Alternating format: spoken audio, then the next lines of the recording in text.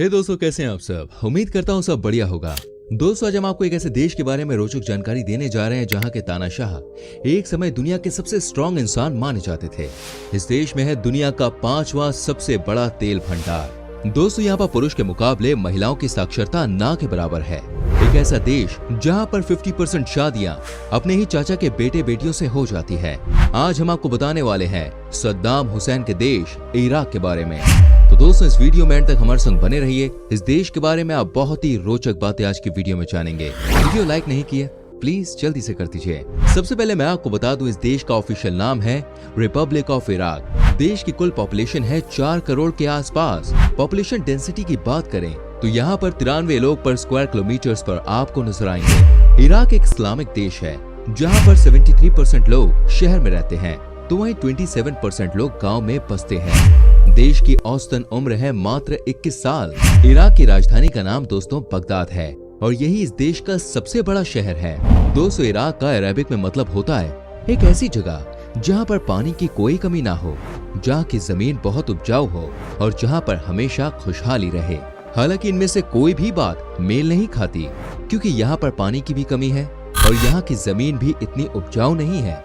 साथ ही यहाँ के लोग भी बिल्कुल खुश नहीं हैं। ये है इस समय का इराक। दोस्तों, सद्दाम हुसैन का नाम कौन नहीं जानता। एक समय ये इराक के ही तानाशाह थे।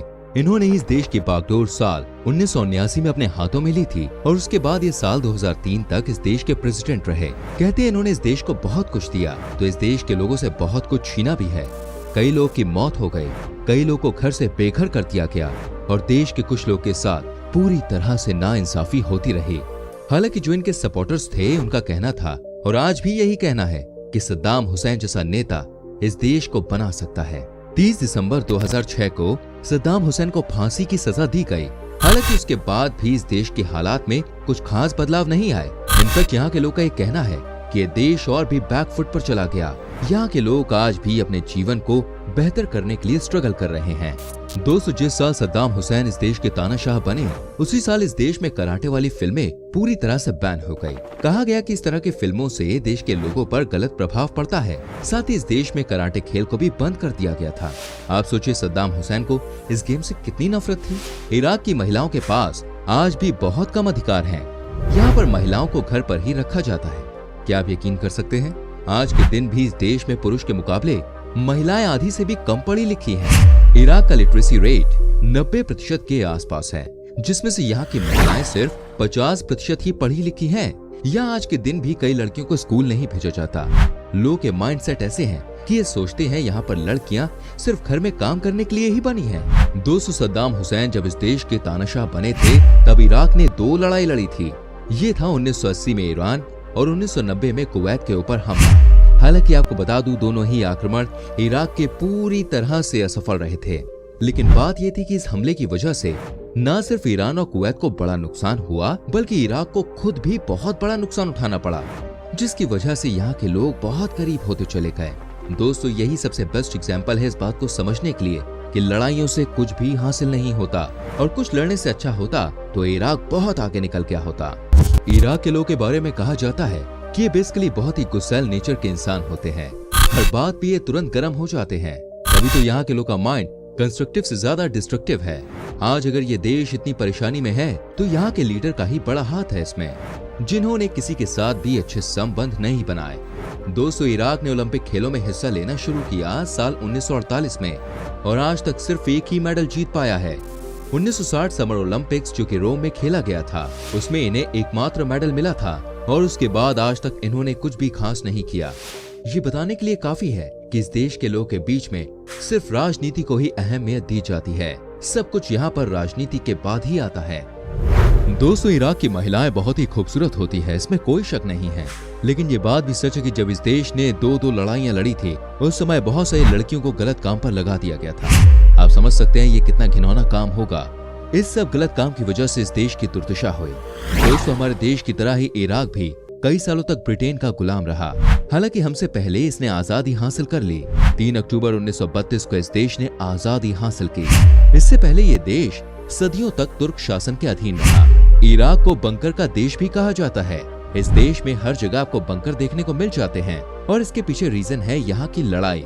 इस देश का रिश्ता आसपास के देशों से अच्छा नहीं रहा और उसके बाद इनके ऊपर भी हमले होते रहे, जिसे देखते हुए यहाँ पर बहुत ही गहरे और बड़े बड़े बंकर्स बनाए गए। दोस्तों, एक समय में इराक की राजधानी शहर बगदाद में झूठी और उलझी हुई भूमिगत सुरंगों का बड़ा नेटवर्क बना हुआ था, जो कि कई किलोमीटर तक फैला हुआ था। इन सुरंगों में हजारों इराकी लोगों को, अस्पताल और सैन्य कमांड पोस्ट को रखा जा सकता था। जनरल सद्दाम हुसैन युद्ध के समय अपनी सुरक्षा के लिए तहखानों और सुरंगों के निर्माण का आदेश दे रहे थे। और तो और इन सुरंगों के निर्माण की कीमत तेल के रूप में अदा की गई थी। आपको जानकर हैरानी होगी, इराक देश के ऊपर ये तक आरोप लगा है कि यहाँ की सरकार ने दुनिया को तबाह करने के लिए वेपन्स बनाने शुरू कर दिए। लेकिन ये सिर्फ अमेरिका का कहना ही था, जो कि इस देश को बिल्कुल भी पसंद नहीं करता है। अमेरिका ने इस देश के ऊपर हमला भी किया, लेकिन सबूत नहीं मिले कि इराक दुनिया को तबाह करने के लिए कोई वेपन बना रहा है। आज भी ये इंटरनेशनल लेवल पर एक बहुत बड़ा मुद्दा है। कई देशों का मानना है कि अमेरिका ने यहाँ के तेल को अपने कब्जे में लेने के लिए इतनी बड़ी साजिश रची, लेकिन क्या सच है ये किसी को नहीं पता। दोस्तों, इराक में आज भी कोई इंसान अमेरिका के पक्ष में कुछ बोल नहीं पाता। इसके पीछे की वजह ये है कि यहाँ के लोग का मानना है कि अमेरिका ही इनका सबसे बड़ा दुश्मन है। हालांकि ये बात भी सच है कि अमेरिका की यहाँ पर दहशत रही है। साल 2011 तक अमेरिका की सेना भी इस देश में थी। इराक का एक चिड़ियाघर है दोस्तों, जिसका नाम है बगदाद जू। वो दुनिया के सबसे बड़े चिड़ियाघरों में से एक है। यहाँ पर आज भी तकरीबन 600 से ज्यादा जानवर हैं। साथ ही कई तरह के पक्षी भी जू में हैं। लेकिन साल 2004 के बाद से यहाँ पर लगातार जानवरों के मरने की खबर आती रही। आज के समय में जू का हाल बहुत ही खराब है।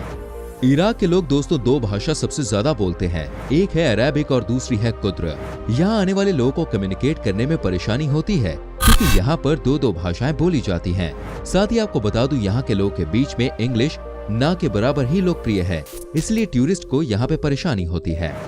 दोस्तों, इस देश का तेल और यहाँ का शहद सबसे ज्यादा पॉपुलर है और कमाई करने का सबसे बड़ा साधन भी है। शहद को बनाना और उसको दूसरे देशों में एक्सपोर्ट करना, ये इराक के लोगों का बड़ा कारोबार है। यहाँ से दुनिया के हर देश में शहद को भेजा जाता है। लगभग सभी इराकी परिवारों के लिए मधुमक्खी पालन करना खाने और आय का एक बड़ा जरिया है। तेल प्रोडक्शन और हनी मेकिंग, ये दो ऐसे काम हैं इस देश में जिसकी वजह से यहाँ के लोग रोजगार हासिल कर पा रहे हैं। इराक का खाना दुनिया भर के लोग के बीच में बहुत ही ज्यादा पॉपुलर है। यहाँ पर नॉनवेज की एक से बढ़कर एक आइटम्स बनाए जाते हैं। मीट बॉल यहाँ का सबसे फेमस खाना है, जिसमें मीट के टुकड़े को बॉल की तरह रोल किया जाता है। यहाँ का खाना खाने के बाद आप खुद ही कहेंगे, वाह मजा आ गया, अगर आप नॉनवेज खाते हैं तो। साथ ही हमारे देश की तरह यहाँ भी खाने में या खाने के बाद दही का इस्तेमाल इराक के लोग बखूबी करते हैं। देखिए, खाने की बात हो रही है तो मैं आपको बताना चाहूंगा, इराक में आपको ब्रेड के एक से बढ़कर एक आइटम्स खाने को मिल जाते हैं। यहाँ के रोड पर आपको सुबह 5 बजे से ही कमाल की ब्रेड्स देखने को मिल जाती हैं। इनका साइज भी बहुत बड़ा होता है। यहाँ के लोग ब्रेड का सेवन हर डाइट के साथ करते हैं, चाहे वो वेज हो या फिर नॉन वेज। ब्रेड पर हनी लगाकर खाना यहाँ के लोग के बीच में बहुत ही पॉपुलर है। दोस्तों, टाइग्रिस और यूफ्रेट्स इराक की दो मुख्य रिवर्स हैं। ये नदियाँ इराक की जमीन को अधिक उपजाऊ बनाने में महत्वपूर्ण योगदान देती हैं। इस देश में गन्ने की भी बड़े लेवल पर उपज की जाती है। साथ ही साथ यहाँ पर फल और कॉटन को भी उपजाया जाता है, जिसे बाहर के देशों में एक्सपोर्ट कर दिया जाता है। हालांकि इनकी उपज हाल ही के दिनों में थोड़ी कम हुई है, लेकिन फिर भी औसतन ठीक ठाक ही चल रही है। एक और खेती जो कि यहाँ के लोग करते हैं वो है तंबाकू की। इस देश में सब चलता है भाई, सब। आपको जानकर हैरानी होगी, इराक में नक्षत्रों के आधार पर भाग्य के बारे में बताने की शुरुआत बहुत पहले हो गई और हमें अब तक यही लगता था कि भाई ये तो बस अपने देश के बाबाओं का आविष्कार है। आप समझिए इस देश ने क्या क्या नहीं दिया। इस देश ने बहुत कुछ दिया है दुनिया को। साथ ही कहा जाता है कि इस देश में भी लोग अपने ज्यादा अपनी किस्मत पर डिपेंडेंट हैं। अगर किसी ने इन्हें कह दिया कि आप पैसे वाले बनने वाले हैं तो आप समझिए यहाँ के लोग इस बात को सच भी मान लेते हैं। और यही वजह है कि यहाँ पर फेक बाबाओं का बड़ा मान सम्मान होता है। दोस्तों, इराक की संस्कृति में डांस ने हजारों सालों से अहम भूमिका निभाई है। इराक की नृत्य शैलियों में से एक हजा जो बेली डांसिंग के समान है, लेकिन इसमें भाई कूल्हे की जगह गर्दन और हाथों के मूवमेंट ज्यादा होते हैं। इस नृत्य शैली के लिए महिलाओं के बालों का लंबा होना बेहद ही जरूरी है, क्योंकि इसमें बाल घुमाना शामिल है। दोस्तों, इराक ने दुनिया को एक से बढ़कर एक चीजें दी हैं। यकीन ना हो तो मैं आपको बता दूं, इराक ही वो देश है जिसने पूरी दुनिया को ये बताया है कि 1 घंटे में 60 मिनट हैं और 1 मिनट में 60 सेकंड होते हैं। आज भी हम इसी बात को मानते हैं। हम क्या, पूरी दुनिया इसी बात को फॉलो करती है। साथ ही दोस्तों, दुनिया की लोकप्रिय कहानियों में से एक अली बाबा और 40 चोर की कहानी इराक में ही लगभग 100 साल पहले लिखी गई थी। इराक की करेंसी है दोस्तों दिनार, जो देनी से निर्मित हुआ। लैटिन भाषा में देनी का अर्थ 10 होता है। एक इराकी दिनार लगभग 20 भारतीय रुपए के बराबर होता है। इस देश के पास पैसों की कोई कमी नहीं है। इतना तेल है इस देश के पास कि ये कुछ भी कर सकते हैं, लेकिन यहाँ की कमजोर लीडरशिप ने इस देश का बंटा धार कर दिया। तभी तो कहते हैं इनके पास सब कुछ होते हुए भी कुछ नहीं। दोस्तों, आज भी इराक के कई ऐसे एरियाज हैं जहाँ पर बिजली नहीं पहुंची। आज भी कई ऐसी जगह है जहाँ पर रास्ते तो है ही नहीं चलने के लिए। आप समझ सकते हैं रूरल इराक का क्या हाल है। बड़े शहरों को छोड़ दें तो रूरल एरिया में हेल्थ के नाम पर कुछ भी नहीं है। बहुत ही कम संख्या में यहाँ पर हॉस्पिटल देखने को मिलते हैं। डेवलपमेंट की जगह यहाँ की सरकारों ने वॉर लड़ने में पैसे खर्च कर दिए। दोस्तों, क्या आपने स्केल वाइपर सांप का नाम सुना है? अगर नहीं तो मैं आपको बताना चाहूंगा, ये दुनिया का सबसे जहरीला सांप है। जो किसी को काट ले तो उसकी मौत बिल्कुल पक्की है। ये सांप भी इसी देश में पाए जाते हैं। तो जब भी आपको इराक जाने का मौका मिले तो जरा संभल कर रहिएगा, नहीं तो बड़ा नुकसान हो सकता है। हालांकि इस समय तो इराक जाना कोई पसंद नहीं कर रहा है, और इराक क्या कहीं भी जाना नहीं कर रहा है, टाइम ही ऐसा है। तो दोस्तों, ये था देश इराक। कैसा लगा आपको हमें कमेंट करके जरूर बताएं। क्या कभी आपने इस देश की सैर की है? अगर की है तो आपका एक्सपीरियंस कैसा रहा मुझे कमेंट करके जरूर बताएं। वीडियो अच्छी लगी हो तो जल्दी से लाइक करें, शेयर करें। ऐसी और वीडियोस को देखने के लिए चैनल को सब्सक्राइब करके बेल आइकन प्रेस करें, ताकि आपसे आने वाली वीडियोस के नोटिफिकेशंस बिल्कुल भी मिस ना हो। मैं मिलूंगा आपसे अगली वीडियो में। Till then bye bye, take care मेरी चैनल।